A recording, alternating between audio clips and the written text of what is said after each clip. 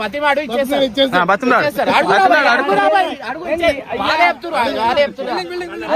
అయ్యా అయ్యా ఓడిపోయాడు ఓడిపోయాడు ఓడిపోయాడు ఓడిపోయాడు ఓడిపోయాడు ఓడిపోయాడు అలా అడుక్కుడు అలా లోపని చెప్పాను ఆడికి అడుక్కుడు కెప్టెన్ కు. అయ్యా ఏ బబ్బు అడగండు ఆడుకోండి. ఇటు వచ్చే వానికి వేయాలి. ఇంకో టార్గెట్ మొత్తం బబ్బు ఆడే. అరే ఆడుకుంటావా అరాబాయ్, ఆడుకుంటావా అరాబాయ్? ఏడుస్తు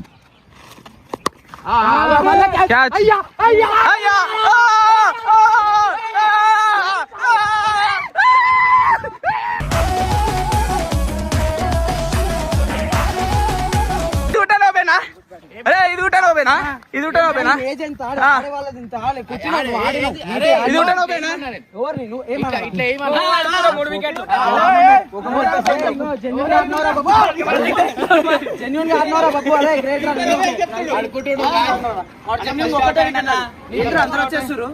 అందరు వచ్చేస్తారు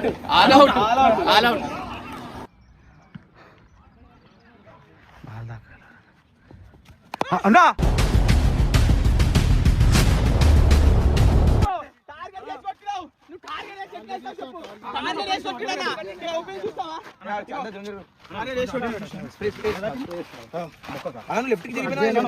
లెఫ్ట్ జరిగిపోయినా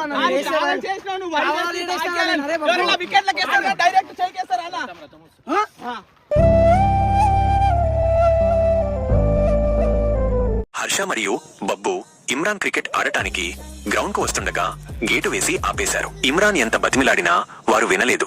ఎలాగోలా లోనికి వచ్చాక ఇమ్రాన్ బ్యాటింగ్ కు వెళతానని చెప్పి సిద్ధమవుతుంటే హర్ష మరియు బబ్బు కావాలనే అతడిని రెడీ అవ్వకుండా నానా చికాకు పెట్టారు. ఇమ్రాన్ సారీ చెప్పినా వినిపించుకోకుండా చాలా ఇబ్బంది పెట్టారు. ఈ క్రికెట్ మ్యాచ్ ఆడడానికి డబ్బులు ఎంత ఖర్చు అయినా తానే ఇస్తానని ఇమ్రాన్ చెప్పినా మేము కట్టేశాము, నీ డబ్బులు అవసరం లేదు అంటూ అతడిని దూరం పెట్టారు. ఆఖరికి ఇమ్రాన్ బ్యాటింగ్ కు వెళ్లి తిరిగి వచ్చే లోపు ఇమ్రాన్ తమ్ముడైన కట్టప్పను బబ్బు చాలా విసిగించాడు. గ్రౌండ్ బయట వరకు పరిగెత్తించాడు. చివరికి హర్ష బౌలింగ్ చేస్తూ కావాలనే బంతిని బలంగా ఇమ్రాన్ వైపు విసిరాడు. అది ఆడబోయి ఇమ్రాన్ చేతికి బలంగా తాకింది.